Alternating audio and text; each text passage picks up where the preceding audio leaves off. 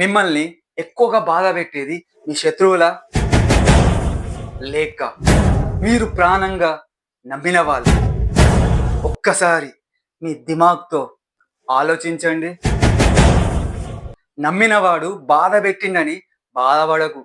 ఎందుకంటే ఒకప్పుడు వాళ్ళని మనస్ఫూర్తిగా ప్రేమించగల హృదయం నీకుందని గర్వపడు. హాయ్, హలో, నమస్తే, వడక్కం. మీరు వింటున్నారు మనసుతో మాట్లాడే మాట.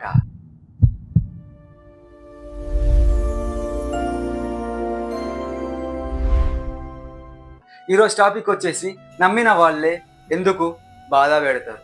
ఈరోజు మీకు ఒక ప్రశ్న అడుగుతున్నా. నిజాయితీగా మీ మనసుని అడగండి. మిమ్మల్ని ఎక్కువగా బాధ పెట్టేది మీ శత్రువులా లేక మీరు ప్రాణంగా నమ్మిన వాళ్ళ? ఒక్కసారి ఆలోచించండి. మీ జీవితంలో ఎక్కువగా ఏడిపించేది దూరమైన మనిషి కాదు, మనసుకు దగ్గరైన మనిషే. ఎందుకంటే మనకు తెలియని వాడు మన హృదయాన్ని గాయపరచలేడు. మనకు బాగా తెలిసిన వాళ్ళే మన బలహీనతని తెలుసుకుంటారు. కాబట్టి ఒక చిన్న కథ చెప్తా. ఒక ఊర్లో ఇద్దరు స్నేహితులు చిన్ననాటి నుండి కలిసి పెరిగారు. ఒకరికొకరు అన్నతమ్ముళ్ళ ఉండేవారు. కానీ వాళ్ళిద్దరి మధ్య ఒక చిన్న అపార్థం వచ్చింది. ఆ మాట కాస్త వాళ్ళిద్దరి మధ్య గోడలా మారిపోయింది. సంవత్సరాలు గడిచిపోయినాయి.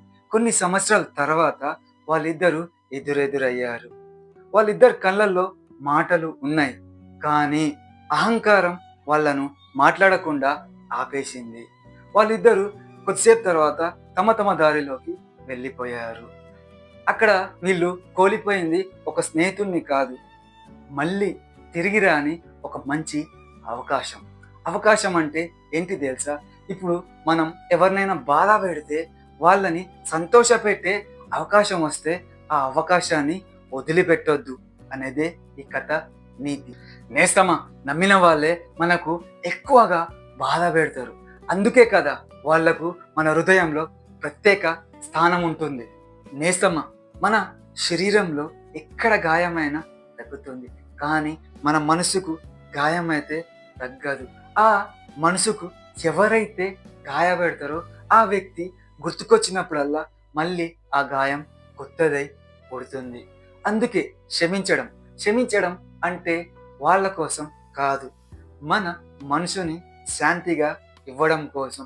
క్షమించడం అంటే వాళ్ళని మళ్ళీ నమ్మమని కాదు, నీ మనసుని ప్రశాంతంగా ఉంచుకోవడానికి మాత్రమే. వాళ్ళని బార్గా గుర్తు చేసుకోవడానికి కాదు.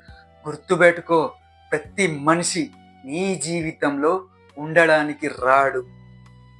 కొంతమంది ప్రేమ అంటే ఏంటో నేర్పించడానికి వస్తారు. కొంతమంది బాధ అంటే ఏంటో చూపించడానికి వస్తారు. మరికొంతమంది నిన్ను నువ్వు ఎంత బలంగా మార్చుకున్నావో చూడడానికి వస్తారు. ఈరోజు నువ్వు బాగా నిన్ను బాధ పెట్టిన వాళ్ళని గుర్తు చేసుకో. వాళ్ళ వల్ల నువ్వు నేర్చుకున్న పాఠాన్ని గుర్తు చేసుకో. ఎందుకంటే ఆ బాధ బరువుగా ఉండకుండా ఒక అనుభవంలా అనిపిస్తుంది.